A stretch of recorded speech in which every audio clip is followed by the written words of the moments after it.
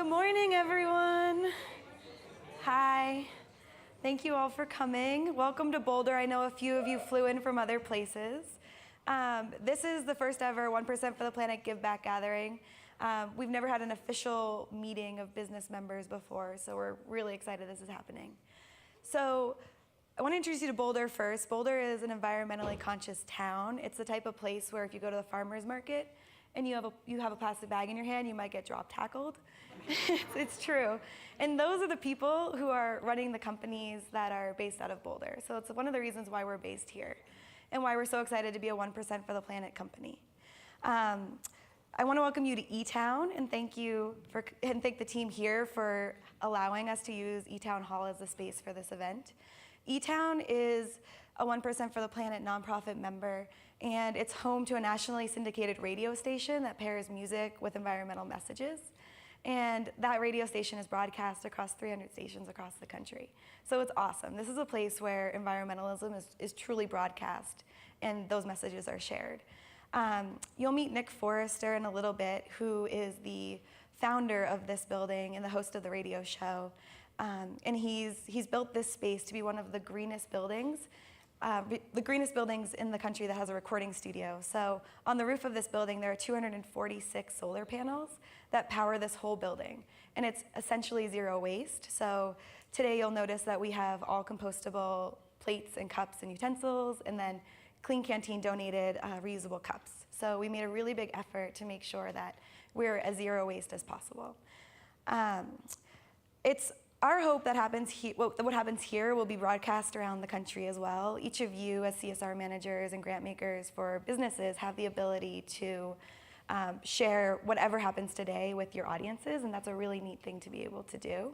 We're going to be videotaping throughout the day, and then in a week or so, we'll have all of that content available to you. So if you see something you like, you can share that with your social channels as well as a way to share the 1% messaging. So I'd like to thank Pauline Stevens and Kate Williams from 1% for the Planet and their team for supporting this idea and helping to co-produce the event. I wanted to thank Carolee from Clean Canteen, who was a huge help in co-producing this event, and Steve Savage, the CEO of 1908 Brands, which is the company I work for allowing me to take my hours where I'm supposed to be generating revenue for the business to produce this event. So I really appreciate that. My name is Jess Saba. I'm the Corporate Social Responsibility Manager for 1908 Brands, and I also do media relations for the 8 companies that we own. I'm currently building and managing our 1% for the Planet programming, and with the hopes of building environmentalism and giving into the DNA of the business as we grow. And so it's pretty amazing to watch that fund grow as the business grows and build that programming in. So I know many of you might wonder what 1908 Brands is. So we're the co-host of this event, and we thought we could use our resources to bring you all together. We're a family of natural foods and natural product brands based here in Boulder. And we have the benefit of being led by Steve, who is one of the original corporate environmental activists.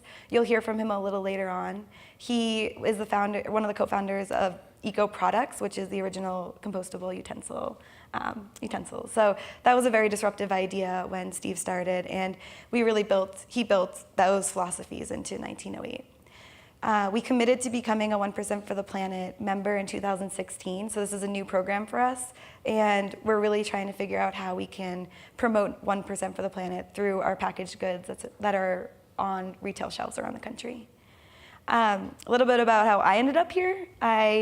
I'm sure that many of the grant makers in this room have a similar story, but I have a degree in journalism, so I'm super curious, and I have a specialty in media relations, so with a personal mission to reclaim editorial space for people who have amazing stories to tell. So that all sort of rolls up into this media relations, corporate social responsibility, 1% for the Planet management. I started this role in September and had 4 months to give away $50,000, the remainder of our fund, by the end of the year. And I had no idea really how to do it from that moment. So I made the first donation to the Shift conference up in Jackson, Wyoming. It's this great conference that brings together land managers who are really trying to figure out how to manage public lands. And while I was there, I met Clean Canteen's Carolee, who is one of the most active grant makers in the 1% network. She's been doing this for a long time and is really enthusiastic. And we ended up sitting at the pool for 2.5 hours. It was cold out, so we were like bundled up, but talking about how to run an effective grant making program. And just talking to her, I took probably 5 pages of notes and brought all of that back with me. And we started talking about what a summit like this would look like when we brought together all of you, all of the other grant makers who are trying to figure out how to run effective 1% programs. And that was the nexus for this idea. And then 1% jumped right on board. We were able to get funding through our 1% giving. That was what funded this event and brought everyone together. So I'm genuinely so happy to see you all in this room. This was one of the easiest events I've ever had to produce because you all say yes to everything. I'm sure the grantees might not agree, but this was really cool. It was really easy to get you all in this room. And I think it's going to be a day where we can figure out how to use our time and our money and our resources to make the most environmental impact. And I think that, this is going to be a tools conference for all of us. The nonprofits get the tools conference with Patagonia and a few others who try to encourage their nonprofits to be good stewards of the environment. But this is our chance to meet each other and really have a chance to build out these giving programs. So we approved 150 tickets. We actually refunded maybe 10 tickets from nonprofits that had requested to be in the room. And so there aren't any nonprofits here today. You shouldn't be getting pitched by anyone asking for money, because today is all about you. It's how do we make great grant making programs? How do we do that? How do we learn from each other? So it's a fundraising free zone, and if you find that you're getting pitched, I really want you to point that person out, and I will take care of them. But yeah, we're very excited. You can do that one. So yeah, we're excited. I really want you to talk to each other and build great partnerships with each other. Last night at the Patagonia happy hour, I know a lot of you were there. We had quite a few people ask if this was stressful, and it's been so easy. So the energy here has been incredible already. So it's 1 week before Earth Day and a few months into a new set of government regulations. I think one thing that I've been thinking a lot about is, as the government is deregulating a lot of these environmental regulations, there are a lot of businesses who are taking advantage of that and making profit while destroying the environment. I mean, there are a lot of things that we're seeing we're not proud of. But I just want to say that I commend you all for being in this room. It's a very select group of people who are using business to repair the environment. And just keep that in mind. It's incredible that you've all decided to do this. So today is a chance to also get to know the 1% team. They're going to be here and they'll tell you how they can support you as members in making great partnerships. So if you can find Pauline or Kate or Emily, they're really a great resource for figuring out how to build these programs and find great partners. So use them as a resource. You'll hear, so the agenda for the day, it's pretty exciting. You'll hear from Carolee from Clean Canteen, who's a champion. You'll hear from Megan Olson, who will distribute close to $1 million for New Belgium Brewing this year through their grants program. You'll hear from Carrie from King Arthur Flour, who has a unique program on her own. Lisa Pike Sheehy and John Goodwin from Patagonia, who helped launch the 100% for the Planet program campaign, will be here to tell you about that. And then we have a series of panels that are moderated by Kate Williams of member companies sharing their ideas of what worked and what didn't. You'll have a workshop hosted by Michael Jager, and to understand our collective perspective at this moment in time. There'll be lunch, there'll be snacks, there'll be coffee in the hallway. If you ever want to grab coffee or sit in the sun, you're welcome to do that. And then plan to stay for happy hour at the end of the day, because we're going to throw open the doors and allow nonprofits and the community to come in and kind of hear from us and learn what we had achieved today. So I hope to see you all at more events throughout the year. This is really the moment where we get to know each other, and then as we're co-sponsoring events or have partners that we're both working with, I really hope that we begin to collaborate as grant makers and work together to make this awesome. So I'm honored right now to introduce one of my favorite people. He's my favorite square dance caller. I don't know if you guys have one of those, but he's mine. And he's an interviewer of some of the most brilliant environmentalists of our time. He's interviewed everyone. So please welcome Nick Forster. He's a world-famous Grammy-nominated musician and the host of the eTown radio show. Thank you. Hi, everybody. Thank you. Welcome, welcome to eTown Hall. What a lovely introduction. Thanks, Jess. And of course, no pitching. So I'm really thrilled that this event is here, that you're all here in eTown Hall. It's exactly one of the aspects of creating community that sort of inspired us to create this space. So it's just really fulfilling that this event is happening here and that this gathering in particular is in this building. I've been asked to just tell you a couple things about me and a couple things about eTown and eTown Hall before the rest of the event gets underway, and I'll be brief. I was born in the Hudson River Valley, a couple of towns away from Pete Seeger, and he was the first musician I got to see when I was a kid. When I was about 5 or 6, he came to a farm nearby and started talking about his desire to build a replica of an old Hudson River sloop and use it as an example of how the river used to be back when it was cleaner, because all those little towns, like the one that I grew up in along the Hudson River, looked at the Hudson as a dump. They didn't really see it as a resource. They just saw it as a place where raw sewage, chemical waste, whatever they needed to put in the river, would go into the river, be swept down to New York Harbor, and go out into the ocean. As a result, the river was in pretty rough shape, and Pete had this genius idea about, I'm gonna build this boat, which was just gonna be a symbol, and I'll staff it with, the crew will be musical, and we'll sail up and down the river, and we'll land, and it'll be amazing. And people will come, and we'll play music, and they'll turn their attention to the river, and they'll change that sort of relationship between the towns and the river.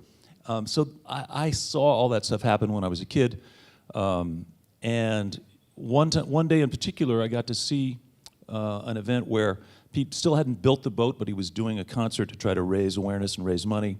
The Hudson Valley Philharmonic, there was a songwriter named Don McLean and Pete, and I was down there with my family, and this big mob of angry people came down with hard hats on and a big banner that said, "Don't clean up the river, clean up this country, get rid of commies like Pete Seeger." And I was 12 years old, and I got to see this thing, and it was kind of an inspiring and challenging and scary little moment. But two things happened. One is my mom, who was this feisty London-born artist, was wearing kind of a shawl. She marched up to the front of this mob and covered up their banner because it offended her, and she was banking on the fact that they were brutes so they wouldn't hit a woman. That's what she thought. At the same time, the Hudson Valley Philharmonic director turned to Pete, and they decided to play the Star-Spangled Banner. So in 30 seconds, this mob was getting closer and closer to the crowd that was assembled to see this concert, and in 30 seconds, it turned into a sing-along, because the guys had to take their hat off and sing the national anthem. And it was just a great, I didn't even really process it at the time, but it was a thing that just kind of sank into my DNA.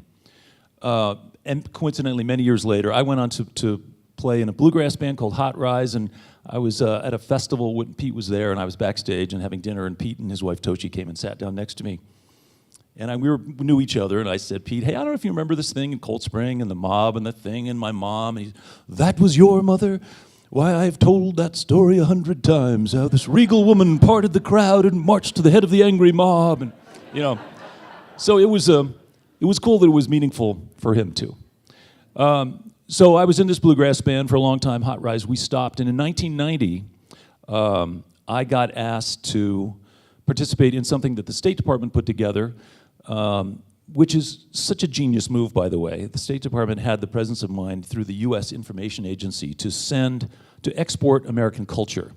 So it started out by sending like Louis Armstrong and Ella Fitzgerald, into far-off lands to say, this is what American music is like. And that program continued. I believe has been discontinued. But in any event, I was asked to join Sam Bush and Laurie Lewis and some other musicians to go play in Turkey and Bulgaria and what was then Czechoslovakia. 1990, so spring of 1990. The wall came down in 89, December of 89. It was a very confusing time to be in Eastern Europe. But I got to see something in Bulgaria in particular that was really beautiful, and it reinforced that thing that happened with me and Pete, which was basically a couple of powerful messages. One is music brings people together. It is, in fact, the universal language. And at that time, there was a lot of discontent. There were people who just couldn't figure out the post-communist thing, but all of them came to our shows. We were playing at the Palace of Culture in Sofia in Bulgaria, and there was receptions afterwards, and everybody would come, crazy military uniforms and sort of beatnik poets and students and depressed-looking communist leaders who've lost their power, and they all came to the show. So music connects. The second thing I saw is exactly what happens when government and industry are the same thing, which is without regulations, the environment is trashed. And it was so palpable being there in Sofia on a spring day and not being able to see more than maybe 3 blocks because the air was so bad, because everything was powered by coal. And agriculture, water, the retail environment, just everything. The environment was like a picture into a dark future that I didn't want to see. I still have 3 daughters, but I had 3 young daughters at the time. So on the plane on the way home from that trip, I came up with the idea to create a radio show that would combine those 2 elements, the power of music to bring people together, and a way to stimulate the conversation around how we can take care of the planet to avoid that kind of dark future that I'd seen. I had been lucky because in Hot Rise I'd been a guest many times on Prairie Home Companion and the Grand Ole Opry and Austin City Limits, and I'd done a lot of TV and radio, and I thought, oh, this is going to be a piece of cake. Start a radio show, launch it, national radio program, no problem. Environment, music, it'll be great. So in 1991, on Earth Day, we recorded our first eTown show. Prior to that, I'd called up NPR and said, hi, this is Nick Forster from Hot Rise, and I've got a fabulous idea for a new radio show. And they, of course, turned me down. But I taped that first show. We taped that first show, and I made a little edited tape, took it to an NPR conference, and I got a call from NPR a month later saying, hey, we changed our mind. We want to do this after all. When can you start? And I said, well, when do they start? I don't know. I don't have any idea. So a few months later, we launched our first season of eTown. And I just went through my Rolodex and started calling all my friends. And we had in that first season Nancy Griffith and Sean Colvin and Lyle Lovett and James Taylor and the Blind Boys of Alabama. And lots of people came because I'd been a touring guy for a long time. And then we ran out of money and went off the air. And it's been fits and starts and progress, steady progress since then. To the point where now we have 300 radio stations. We've been on the air for 26 years. And we haven't strayed from that original mission of trying to use music to build an audience. We're on both commercial and non-commercial stations, so we're not just preaching to the choir. And I've had the opportunity and the pleasure of interviewing lots and lots of scientists, policymakers, experts, authors, ranging from, Al Gore to Jane Goodall and Jimmy Carter to Amory Lovins and people at some of the labs here nearby. But starting in '91, talking about climate change, renewable energy, sustainable agriculture, and many other things. And at first, I think there was a resistance to the model. I got some radio stations, it's like, would you make up your mind, or are you a music show or a talk show? It's like, I don't want to be just a music show. I don't want to be just a talk show. And now we've been doing it long enough to where the model is established. And just very briefly, I'll just tell you that I used to live, Helen and I lived just down the block, and we used to walk by this very building. And 26 years ago, I went to the city of Boulder because this church was up for sale. And I said, hey, there's this funky church, and I think it'd be great for eTown.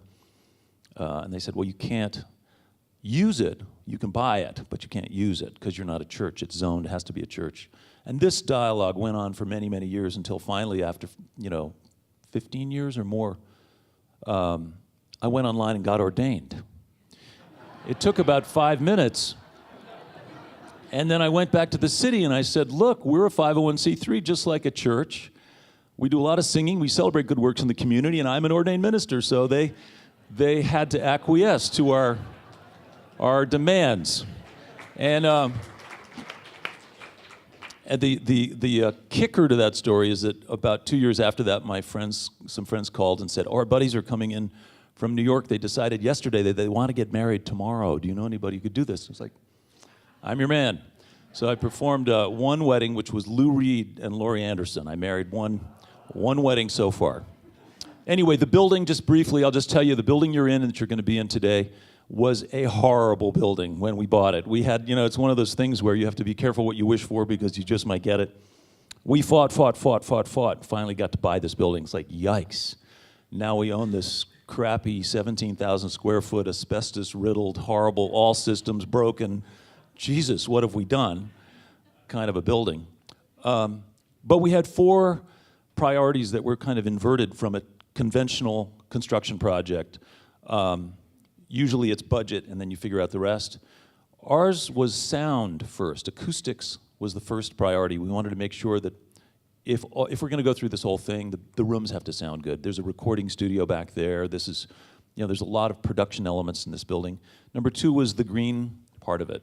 So we wanted to make this the most energy efficient building of its kind in the country, and we succeeded. We produced enough electricity on site to where we didn't even need to run natural gas into the building. So everything is either produced, everything's electric. It was the first HVAC system of its kind in the state of Colorado. LED lights, a lot of thought went into reusing materials. That back sort of diffuser wall on the back is all salvage lumber. And then the third one was look and design, and the fourth was budget, because we didn't have any money anyway. So I knew it was a fundraising sort of ordeal to try to get it done, but we did get it done. And from here, we make our radio shows, we make our videos, and we invite the community in. And we don't invite the community in just willy-nilly. We really do try to have some thoughtful curation. And that's one of the reasons, again, why we're so pleased that you guys are here. Because this balance between intention and commerce, or livelihoods and values, is a tricky one. Because so much of the messaging that we get all the time is about, success. You got to just get more and more and more and figure it out. But of course, that model doesn't work in this environment anymore, literally. So that balance is what you guys are all dealing with and what we've been dealing with, and so we feel a natural kinship. And thank you for coming, and thanks to Jess and all the 1908 Brands folks for putting this together. Last thing I'm going to do is I'm going to introduce your next speaker, and I'm going to do this with great affection and pride. So Xiuhtezcatl Martinez is a Boulder kid. He's 16 years old. He has been speaking. He's no stranger to the stage. He's been speaking to audiences since he was 6 years old about environmental issues as a representative of an organization called Earth Guardians. He's a musician. He is a passionate and inspiring individual. He's spoken to the UN General Assembly twice. He spoke at the Rio Climate Conference. He's been speaking to audiences since he was 6 years old. And always about the same thing, which is his passion for the natural world that he loves, and as a representative of his generation, which, just like me, when I was thinking about my kids when I was in Sofia, Bulgaria, it's that generation that inspired me to try to make a difference, try to use my skills as a musician to raise this conversation up. He's a great advocate and representative for young people, for whom all of this work that we're doing is really what it's all about. You're going to hear his story, and you might even get to hear some of his music too. And he's a local guy who also, just as a plaintiff, had a victory in court going up against the oil and gas industry here in Colorado on behalf of limiting the impact of fracking. It's very hard to do, and he won in court recently, just last month. So he's an inspiring guy. Please welcome, if you would, Xiuhtezcatl Martinez.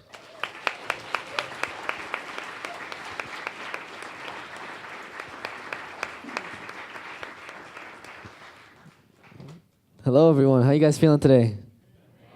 Oh, it's really early for me right now. I just flew in from LA last night. Feels good to be home. A lot of wonderful faces in the audience. I'm really grateful that I could be here. Shout out to eTown and Nick Forster, all the people with 1% who helped make this event happen, all of you guys for showing up today. I have some stories, some remarks, some music to share with you guys, and I think where we're at today in the world and in our country is an incredibly interesting place. And for a young, optimistic, I guess, spokesperson, there's a lot that we have to take into account when we think about, okay, well, how are we going to talk about what's happening in the world today? How are we going to address that? The first time I got up onto a stage and spoke to people was like 2 blocks that way at the band shell. I was 6 years old and I got up onto the stage and I was like, it was an event on climate change and the environment. And at that time, back in 2006, everybody, or for the most part, everyone that I saw involved in Boulder, at least in the environmental movement, were like, people in their 50s and 60s, and primarily women. And like the Peace and Justice Center up in North Boulder, like these old school pioneers that had fought to stop Rocky Flats and had been involved in the environmental movements when they were young. Those were kind of like the ones pushing for the environmental justice movement. And then all of a sudden, as a 6-year-old kid, I get up onto a stage, and I think from that moment on, a lot has changed when we look at movements and we look at the way that people are having a conversation about the environment and a conversation about climate change, particularly. Back then, I didn't understand everything about statistics and greenhouse gases and the greenhouse gas effect. But what I did is, like, for me, I grew up with a passion and a love for the environment, for these mountains, for our forests. And so I got up onto the stage and I was like, you adults have to raise your kids better. You guys got to teach your kids to love the world, because we protect what we love. And not enough people are doing enough to protect the world, because I think a lot of people have fallen out of love with the earth. And it was a really simple message, and I would say, when I was 5 years old, I wanted to go with my little brother to go shut down all the factories. But when I turned 6, I realized that it was us that were supporting the factories. We were the ones that were buying their things, and we have a responsibility to make more conscious decisions. And I think from a 6-year-old, a lot of people were like, oh my God, this kid's so cute. He's up there and he's talking about stuff. And as time went on, I think that part of telling my story in relationship to everything that's happening in the world changed. And what I noticed is that this approach of rallying and marches and protesting in the same way that we've done it for a long time isn't as successful and doesn't work in the way that we need it to. Because when I got involved in all this was because I saw, I grew up with a family. Actually, my older sister here, you're going to hear her sing a little bit. When she was like 16 or 17, she was up here. I don't know if it was on this stage, but she got an award from eTown as well, because of the work she was doing within the community around awareness for the environment and educating high school students and organizing huge events. So, it was kind of passed down in the family, and I think that part of what I began to see is that the way that we had dealt with these issues in the past isn't going to work moving into the future, because things are changing so incredibly rapidly. For me, when I got involved, a huge part of that was when I saw Leonardo DiCaprio's documentary, The 11th Hour. And when I saw that, it woke me up to the fact that this planet that I loved was falling apart because of the way that humans are living. And I was like, wait, how? So people like live their lives every day and go to work and go to school without thinking about this? That was mind-blowing to me. And then when I began to talk about it, I also realized that there's this massive disconnect between people, our problems, our issues, the things that we care about, and then the planet.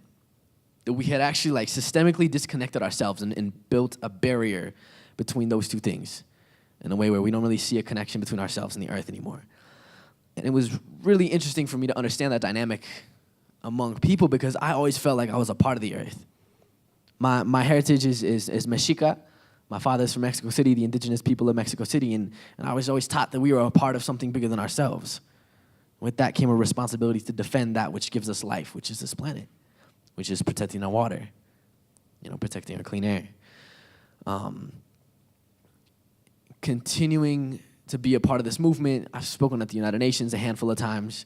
I think the conversation has steered in a different direction, because the state of the planet is so incredibly dire today, where it actually has to be about more than changing our habits and biking to work and changing our light bulbs. We're actually in a state of systemic dysfunction where the systems that run this country are actually tearing apart this planet's ability to support life in a lot of ways. So, as a young optimist that cared about the environment, I got thinking, like, how can I better tell this story in a way to engage and reach people? Because, first of all, being young and not being, a scientist talking down to an audience of people, I think that gave me leverage. And at the same time, I think that the movement, and when I say the movement, I'm referring to the environmental justice, the climate justice movement, took a massive leap in the last 4 years, roughly. And I've been in this the last 10 years. I'm a well-seasoned veteran of the environmental movement at the age of 16, more than half my lifetime. And what I saw is that people are beginning to get it. The climate change isn't just about the environment, and caring about the environment isn't just about being like this hippie activist, That actually our responsibility as entrepreneurs, the responsibility of the private sector, of energy, like there's so much interconnection between all of these issues that we care about, whether it's, international affairs or food and water, that these issues are all connected because, we only have one planet. And that's, the life that we all lead is because of this earth that we share. So like when I went to Sweden, I met with the deputy prime minister and half a dozen parliamentarians while I was there. And it was incredible to hear how they, first of all, are already 50% run on renewable energy. A lot of Northern Europe is far ahead of this country. And second of all, they had actually broken down barriers to work with the private sector to understand the economic benefits of sustainability. The action on climate change wasn't just about protecting the earth anymore, but it's actually the next step in our economic development and the development and the growth of our countries and the prosperity of people, the creation of jobs lies within a transition away from fossil fuels. People are beginning to understand that the future of energy is not down a hole. The future of energy doesn't come with negative impacts to our water, our air, to the health of our communities, like we're seeing here in Boulder County from the attack from the fracking industry, the 130,000 wells that have already been drilled here, the friends of mine that are already getting sick because of their close proximity to fracking wells, and the future of this world doesn't look like that. And part of what helped me understand that is seeing everywhere that this movement is beginning to diversify. And the way that we tell stories isn't just in the streets, but also action in our courts. Action through storytelling. Spaces like this, like eTown, where we can come together as a community and hear and tell stories. Through music, through art. That's an incredibly powerful way to connect with people. That I don't really think we understood that back in 2006 when I first got involved. And for the first time in 2012, I went to a conference called Power Shift. And that was like all young people. It's all relative, right? And I was like 12 at the time, and they were all in their 20s. So, they were still young people, but I don't know. Regardless, it was exciting for me to see that I wasn't the only person under 45 in a room talking about climate change. And it was just a massive groundswell of people, these youth marching through the streets, performing, making signs, making banners, writing chants, and like creating artwork. The way that I was inspired by the things happening in the country changed after that event, because I saw that this is bigger than just activism. I think it's foolish of us to think that activism is the way that we're going to change things, or that it's going to be the only avenue in which we create change, because every part of society and every person on the planet is going to be affected by these critical issues that are going to continue to threaten our lives and the existence of this planet. So therefore, every person in every sector of our society has a critical role to play. And I think one way that I've told and talked about these messages and told my story is through music, is through art. And it was really cool because last time I was here on eTown, I was on the show, did a little interview. Afterwards, Green Sky Bluegrass came on and they performed a song, and then they did like a little instrumental breakdown, and I spit a verse. I'm an MC, I'm a rapper, I'm a hip-hop artist. And part of the way that I've connected with people across the planet is through, just like Nick was talking about, this universal language of music that can kind of break down the barriers and wake people up, get people on their feet, get people excited about something in a way that standing in front of an audience and talking about climate statistics won't do, especially for young people and engaging my generation. And I have a strong belief that youth in the country and in the world will play a critical role in shaping the future of the planet. So I brought some tracks, and I brought my sister along. And I was thinking it'd be cool to perform a couple songs for you guys. That sounds all right? Yeah. Cool. Well, first of all, I would like to introduce my incredible, beautiful sister, Issa. I've been making music with her for the last couple of years, and I don't know, borrowing her hairbrush since I knew how to brush my hair.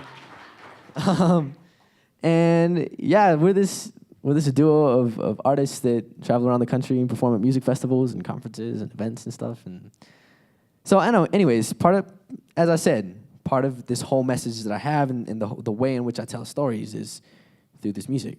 So we're gonna perform a couple songs for you guys. And how's that sound? How's everyone feeling? You guys feeling okay?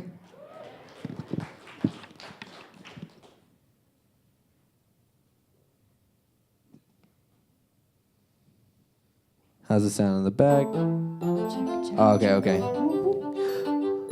All right. The song is called TikTok. And I was just in LA for a week working on an album. And can you guys hear the instrumental out there at all? Yeah, word. Okay. Yeah, a little bit more on the monitors if we can. And more out there too. Yeah. So, a tick-tock, like the mechanics of a clock. This industrialized society has got us on a march. 1, 2, you try and fit us in a box. Forget you have passions, cause it's money that you want. Buy more, spend more, conform and think less. The bigger the better, and to be better is the best. Take as much as we can with the time that we have, cause time is running out and you know it won't. Hey, mister, what are you hiding from? What are you fighting for? And why are you in such a hurry? What are you crying for? What Are you running from? Is it something that you're missing? Hey people, the system separates us but we can't be divided. My people, the system's got us down but we gotta keep surrounded in this industrial flame while we get played in this industrial game. So find a woman, go to college, keep yourself from your true knowledge. Our lives are like Rubik's Cubes, almost impossible to solve it. In order to make it to the top, you gotta stay behind, don't be imaginative. Slow down and lose your mind.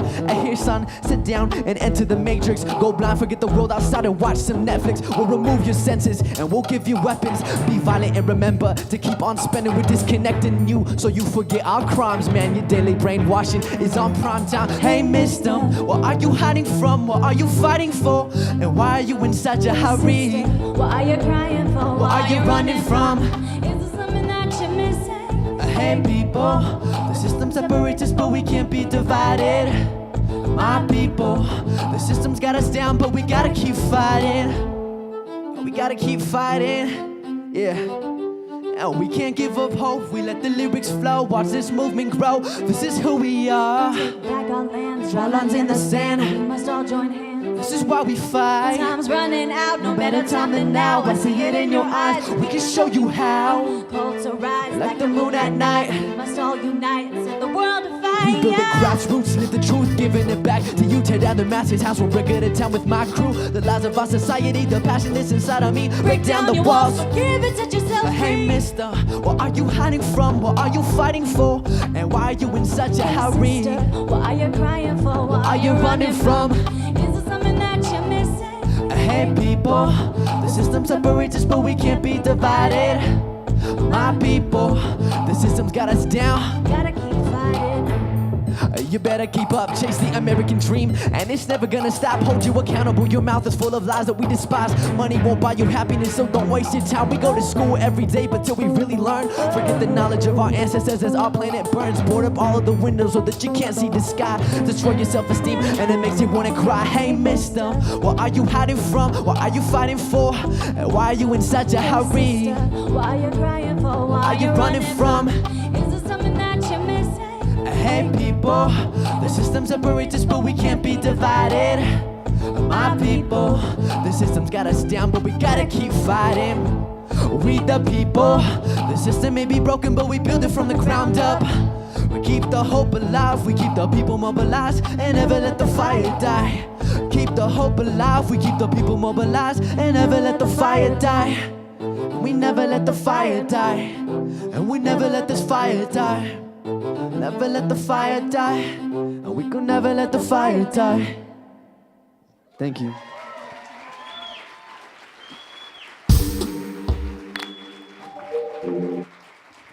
Cool. Maybe we'll close up with another song to do a little more towards the end. Thank you guys for listening. Hope you guys enjoyed that a little bit to kind of break up the morning. I know you guys got a full day ahead of you. So, music wakes people up. Music brings people together. And I think that's a critical part of this legacy that we're leaving behind.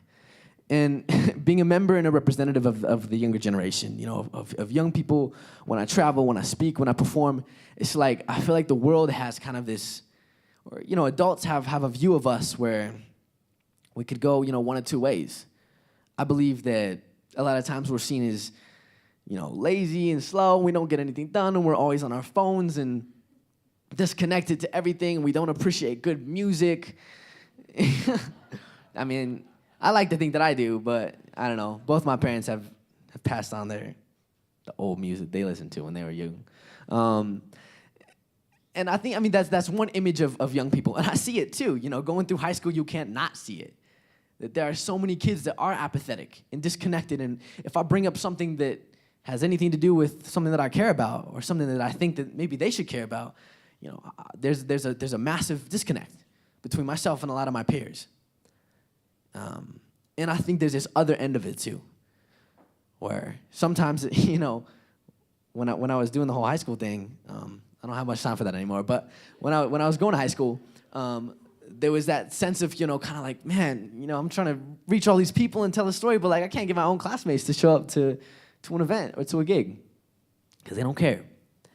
And then on the other hand, traveling to places like Australia and Brazil and New Zealand and Sweden, meeting these young people there that have so much passion and are so incredibly inspired about the potential that our generation has to influence the future.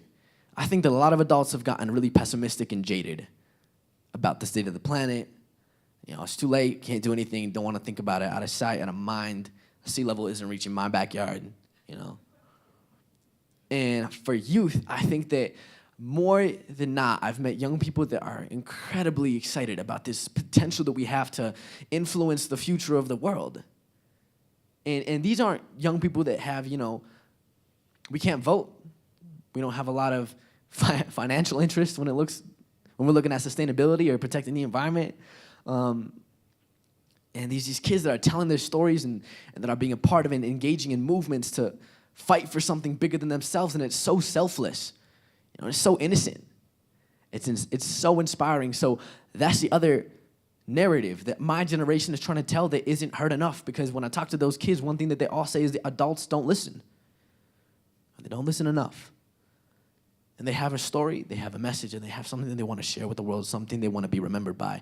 And I feel like a lot of what this movement and what my generation is about is really figuring out which way we're going to fall. Whether we're going to sit idly by while we wait for politicians to debate over the existence of an issue like climate change, or we're actually going to say, well, we're not going to wait for top-down change, because it's not coming. We have to engage and create it and build it on our own. And the explosion of just youth engagement in the world has inspired me. And so many adults that have lost hope, when I tell these stories, like they're like, oh my gosh. You know, they get it, because it's not just about economics or politics or Democrat or Republican or independent. It's about the future of our planet and the world you all are leaving to your children and your grandchildren. This is about the legacy that we will be remembered by. And that's a beautiful thing, because that means that we get to write it every single day with the lives that we live and the actions that we take and, you know, how we vote with our dollar and, you know, all the good things. So, you know, my organization, Earth Guardians, like last year, one of the crews, we have crews in 30 countries, right?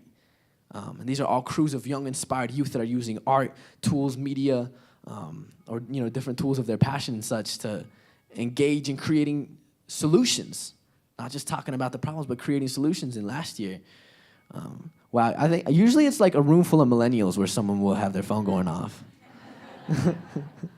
Man, it's all love. It's all good, man. No worries. No problem. That happened to my dad when we were actually in court against the COGCC, the Court of Appeals. His phone went off, and I looked back, and I was like, yeah, of course it was you. Classic. Nah, it's all good.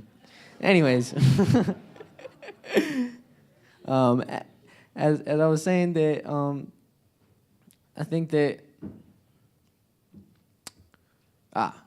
yeah. Okay, I got it. I got it back. So last year, one of our crews in Togo, Africa, they planted over 10,000 trees. They planted like 13,000 trees last year. When they were 800 young people in these communities across Togo, Africa, that were super engaged and inspired by this global youth movement to do something, to do what they could. And this year they're planning on planting like 16,000 trees before May. And these are kids that have far less resources than any young person in Boulder, I guarantee you. And they are doing so much to influence change. And, from the hundreds of kids that we have engaged in Bhutan to Brazil to India that are running around and writing plays about protecting and clean water to, the Earth Guardians representatives that were up at Standing Rock, for fighting for that change and at the front lines of pipelines crossing the land on the East Coast in upstate New York, and people resisting fracking here and using nonviolent civil disobedience. Like, the movement is continuing to grow, and we have Earth Guardian crews in 30 countries and thousands of youth engaged. And I think, just the point of all this is that young people from the grassroots level can do and engage and be a part of a lot. And even take it further than the grassroots, like these lawsuits that I'm a part of, where actually myself and 20 other youth plaintiffs are suing the U.S. federal government for violating our constitutional rights to life, liberty, and property in the pursuit of happiness, infringing upon those rights by failing to adequately address climate change. And we're winning. We're taking it to court, and a motion to dismiss was filed by one of the most powerful conglomerates of fossil fuel companies in the country and the U.S. government. They said, you don't have standing, you don't have grounds, you don't have the right to file this lawsuit. Young people can't engage in our legal system in this way. And after review from 2 different judges, they said, actually, yes, they can. We're going to give them their day in court. And that's massive. And that's movement. And that's what change looks like. And it's because of the support and the endless, fire that these youth have in their hearts, that no matter how bad things are or who's in office or the kind of laws they're passing through or kind of laws to protect the environment, they're destroying, that there is optimism among our generation because we can't help but be optimistic that it's not too late for the world we're inheriting. It's not too late for the future that we are going to have. And I think that holding on to that hope and optimism, I think, is the most incredibly important, powerful tool that we have in the world today, and all these crazy battles that we're fighting. And if you're in this room, then you're doing a part. You're playing a part and making a difference in this world. That's powerful, and I want to thank you all for your sacrifice and the things that you all have done, and encourage you to do a little more. And we can all do a little more, myself included. I think the point is that times like these require people to get even more excited, more fired up, more angry, and create more change than ever. That now is an incredibly critical point in time where we have the opportunity to build the greatest change, from the ground up, that will really leave lasting impacts in the world. That we do not let our generation be defined by Trump's actions. That we allow our legacy to be defined by the actions, by the bravery and the courage, by the tireless efforts of the people in this country that make it what it is, that have fought for change throughout their lifetimes, that have dreamt of a better world and been brave enough to chase it. That's the legacy I want to leave, and that's the legacy that I see this country leaving behind. So kind of on that note, I would like to do a couple more tracks. Is that okay? Do some more music? All right. Well, again, inviting my beautiful sister back up on stage. Yeah. All right. There you go. The song is called Magic, and it tells a really important story about where the world's at. And I think a large reason that we're so in this place right now is because we have forgotten the magic of every passing moment, the magic of every breath that we take, of being alive, of the world around us. And, well, here we go.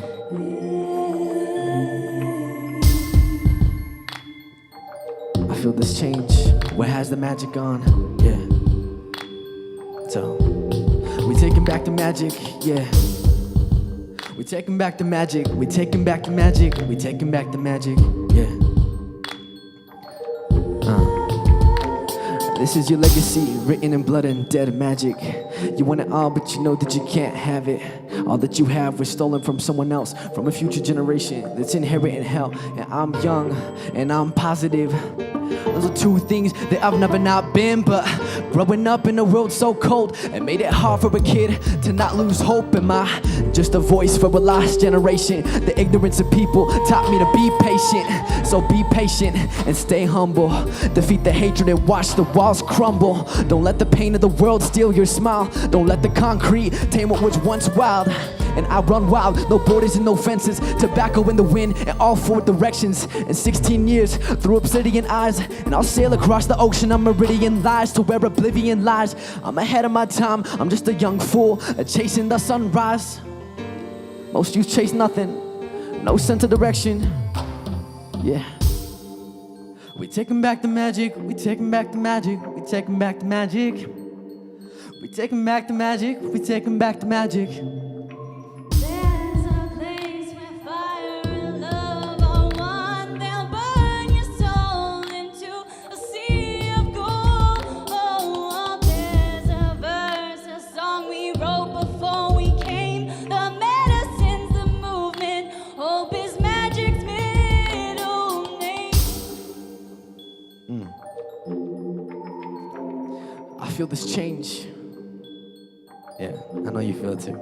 But I feel this change. Where has the magic gone? I feel it less and less with each breath I draw. No longer taste it in the water or hear it in the wind. It's fading like the music as the record stops spinning. It's no longer in your eyes, hoping it's only in disguise. Vacant smiles, empty land, even mountains turn to sand. Silence became an action shown by a grim wristband. The way I carry is something that no one could understand. Cause we're lost, we're barely holding on, destroying our only home. I don't know what is going on. I find peace in silence, an escape from the violence, from the noise of the screen and the media that blinds us. My generation's losing sight of the magic I feel. Plagued by insecurity, slip wrists, bottles of pills. Forgot the beauty of life. You said you'd rather die than use every time you fell as a step towards the sky. So I took all of my tears, took all of my pain, turned it into poetry and lyrics that gave me my name. With every battle I fight, every song that I write, every time my ego collides with the passion inside, every star on the canvas, every word, every line is a hope to restore the magic I can no longer find.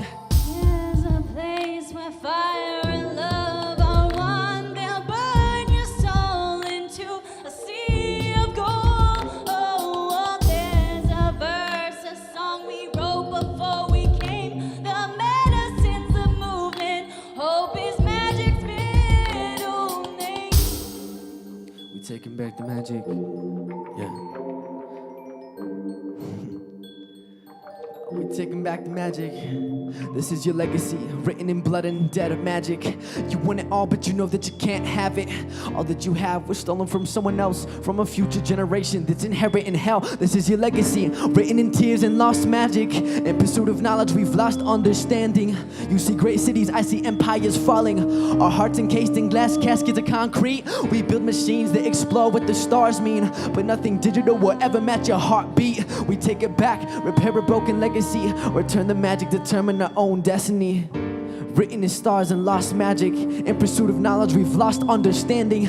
You see great cities, I see empires falling. Our hearts encased in glass caskets of concrete. Thank you.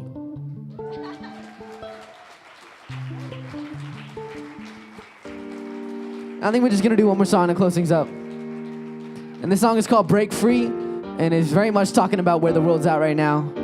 And where we live within a lot of these broken systems, whether it's education or democracy itself. And I think that, you know, now's these times we gotta break free from all that holds us back from reaching the future we know is possible.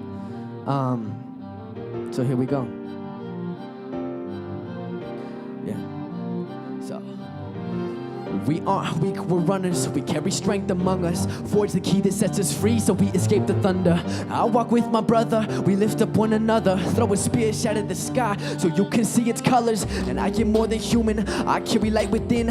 I was born to battle darkness, that's how life begins. So when my life began, I chose my own path. Won't let my destiny be written by my circumstance. And lately, I've been lacking inspiration. And life is better lived without a final destination. My friend asked me where it is I wanna die. Sang a song my father taught me as I looked him in the eyes. Yo quiero que me entierren como mis antepasados. Regresar a la tierra todo que me ha dado. A mi gente, a la tierra de mis ancestros. Yo tengo sangre mexica. Regreso a mi pueblo, regreso de nuevo. Desde el suelo al cielo traigo en mi boca la palabra de mis abuelos. Con mis pies en la tierra, mi visión hacia el sol.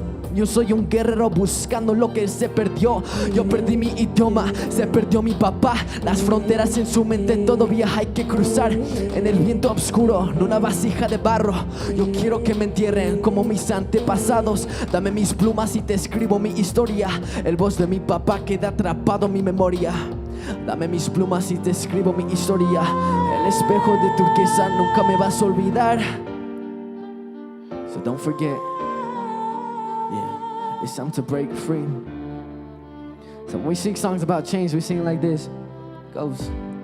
We sing it with our hands up in the air, freedom. Sing it to this land on which we walk, freedom. Sing it to the people who've lost hope, free them. Sing it to yourself when you forgot your reason. To break free is our only choice. We march in the street, silence overpowers the noise. Don't let your greatness die within you. Chain me to these pipelines. Black lives, indigenous rights, connected lifelines. Break free from your suffering, don't let it change you. Leave it in the past, know that stronger is all that made you. Break free from your suffering, don't let it change you. Leave it in the past, know that stronger is all that made you. And our suffering has made us who we are. So let it go, throw our hands up towards the stars. It's time to break free. Yeah. We're slaves to a system, we dance to the rhythm. We built a weapon that kills in the hands of the children.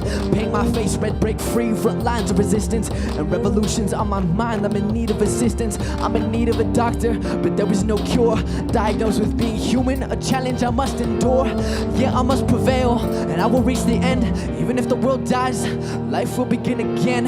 I'm not your enemy, I refuse to live in fear. When life gets hard, I stand up and wipe away the tears. I wipe away my past, genocide's my history.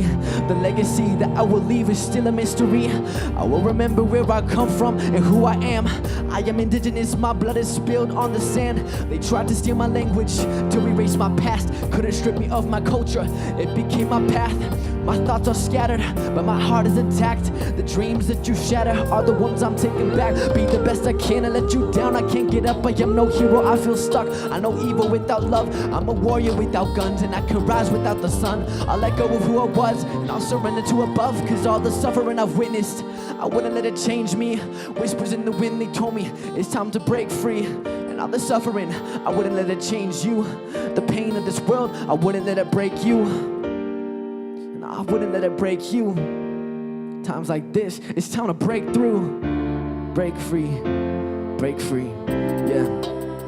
So again, we sing it. We sing it with our hands up in the air, freedom. We sing it to the people who've lost hope, free them. We sing it to this land on which we walk, freedom. You sing it to yourself when you forgot your reason.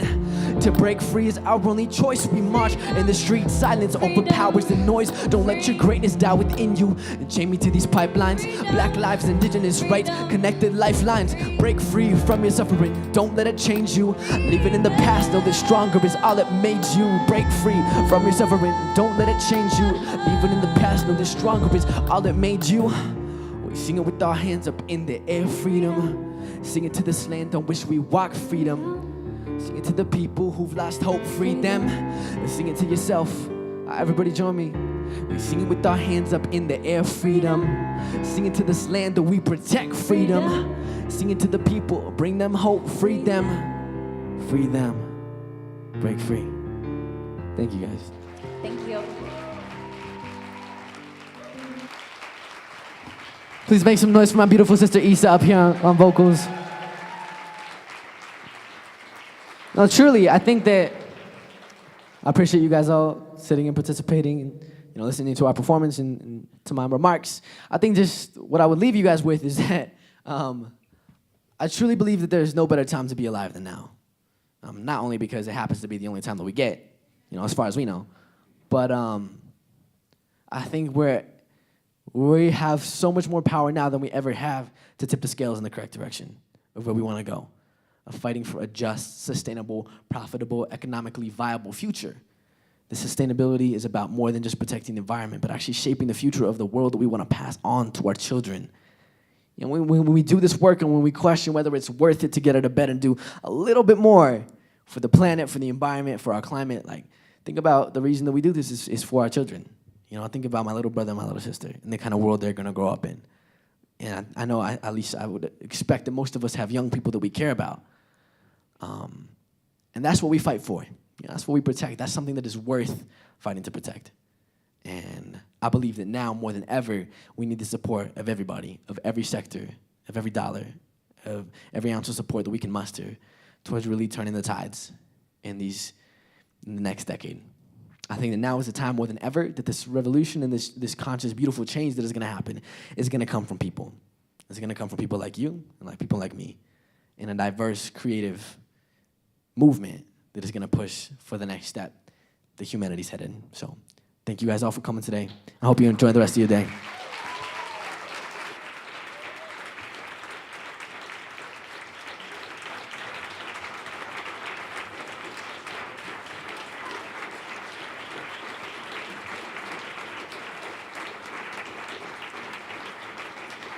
So what a great act to follow, because all I have to say is what he said. So perfect. I'm Kate Williams, CEO of 1% for the Planet, and I'm so thrilled that all of you are here and so energized. Xiuhtezcatl, if you're still back there, thank you so much. That was really great. Woo! And truly, today is really so much about a lot of what Xiuhtezcatl and his sister were talking about in terms of crossing over some of those divisions. So when I was thinking about sort of how we were coming together and what we're trying to accomplish, I was thinking about, right after the election when a lot of us were feeling like, wow, the environmental crisis that we have been aware of, we now feel, even a little more exposed. And there's a lot of hand-wringing, and I was sort of thinking of the visual of hand-wringing, people turn inward and they become very narrow and put their own hands together. And what we're about at 1% for the Planet and what we're about today is taking our hands apart, opening our hands, and reaching out to each other and reaching across and creating connections that are really, really powerful in the Give Back gathering. So think about that. What we're here today, what I hope you take away from today, what I hope you build today is sort of moving from some of the fear and narrowness that is easy to feel right now as we acknowledge that there's a crisis and that's real, but opening up to reaching out to some of the unknowns, some of the connections. And so many of you are already doing this. The work of 1% for the Planet of reaching from the for-profit sector to the nonprofit sector and saying, hey, together we can create more power than we really even can conceive of. So that's what we're here for. That's what we're all about, and we'll do a lot of different things today to help us. I can move this over out of the way a little bit to see you guys. That's what we're here for, is to build these new connections. And who is here is pretty awesome. So we have 53 member companies from 24 states. So could our member companies stand up? Can we see you? It's a lot of you. It's not everyone, though. Woo, awesome.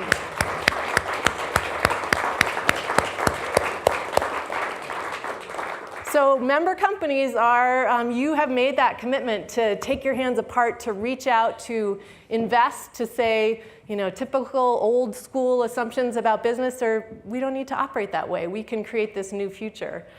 We also have some individual members, which is a new program of 1% for the Planet, of individuals committing 1% of their annual salary. So could I have our 3 individual members in the room stand up? Woo! Oh, 4, woo, awesome! And we actually have I won't make you stand up again, but we have a couple of super doubles who are member companies and individual members. And so it's really, really great. And so I hope that you can all talk to each other about the different ways that you're engaging. And there's some amazing people who remained seated during that time, and that's because they don't have a formal alliance with 1% for the Planet yet, but we're so glad you're in the room too, because you are choosing to be here, you are choosing to reach out across what we might typically have thought of as boundaries, and you're choosing to figure out how to engage, and that's really what it's all about. So 1% for the Planet, at this point, we have 1,300 member companies in 40 countries all over the world. We're truly a global movement.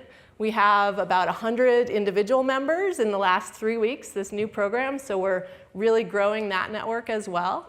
And we are generating about $20 million in giving to environmental nonprofits a year. And that is a really, really great number. All of those numbers are great. The number of members, the number of countries, the number of dollars, and it's all not enough. Not because you're not doing enough, but because we have so much potential to do more. So one of the things I want us all to think about today is, what's that incredible future that we're going to create together? What is that divide that we're going to cross to create a future in which 1,300 seems like a really small number, 20 million, really small number. Impact that we're creating, enormous. We're already doing so much good, but we're here today to work together to create things beyond what we alone can think of. So that's a big part of today, is coming together to go beyond what we can even conceive of. And so that's what we're going to be working on today. And we're going to be working hard, and we're going to be kind of keeping going. So I have the great job of getting to be your moderator and facilitator and timekeeper. So my apologies in advance if I keep people moving along, but that is one of my jobs, and I look forward to that because we have so much to accomplish. So we have panelists of members who will be talking about how they're doing their giving, how they connect it to their brands, lots to learn from each other. We have amazing individual speakers who will be telling some of their stories. We have a great workshop brainstorming session where we'll come together to figure out what's the next big campaign for 1% for the Planet going to look like. How are we going to come together to build this really powerful movement beyond to the next level? So lots to accomplish today. We're going to be working through lunch, but it's all going to be fun and engaging. And I want to go through a few of the sort of logistics and housekeeping initially, just to get us started. On your name tags, you all have numbers. That's your working group that you'll be getting in at lunch and then for our last session. So just be aware of that and know that that's where you'll be in your working group. On these panels or girders right here is the Wi-Fi password, which I could not read actually from the back. So I'll just tell you what it is. For Wi-Fi, it's eTown Hall guest, and then it's 1535 Spruce with a capital S. Feel free to get on Wi-Fi. Feel free to live tweet to tell the story of today. I saw a lot of you taking little videos of Xiuhtezcatl. Go for it. We'd love it if you want to share things for the day. We also recognize that it's a Friday, that some of you may be wrapping up your work week. That's okay. We ask you to just kind of go out and back if you need to take a break and respond to an email or make a phone call. When you're in here, just try and have your energy be present, be about taking those hands apart and connecting with those people around you. But we also recognize that life goes on, so do what you need to do. Because it's such a working day, we encourage you to take breaks when you need them. We'll have a couple of breaks during the day, but we really are also going to charge forward. So, do what you need to do. Let's see. We have some awesome people to thank, which is a longer list than I can go through, so I'm going to do a few of them. So 1908 Brands, Upfront Foods, Clean Canteen, and Backpackers Pantry were all critical to funding this event and making it all happen. So thank you to all of them. And then we also had some great donors of food and products that you'll see downstairs, so just keep an eye out and appreciate those great member donations that came for the day. And then we had a special donation from Scott from West Arrett, which is a custom software company for businesses that are doing good in the world. And he is actually offsetting all of the carbon for this event, so your travel, hotels, and the event itself. So that's a really fabulous donation to make this event carbon neutral.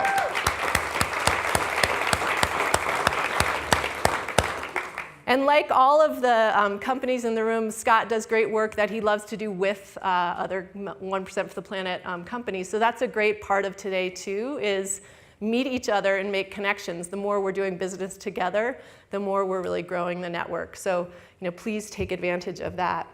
And then you'll see different photographers around. One of them, who I have not met yet, but is Ryan Cutler from Give a Shot, which is a great program from one of our member companies, Peak Design. So we're grateful to have him here. And as Jess mentioned, the day is getting videotaped, so we will have, we'll figure out how to share that with all of you so that you can help us to share this great story. So last, but very definitely not least, Pauline and Emily. Are you guys in the room? They're downstairs working, of course.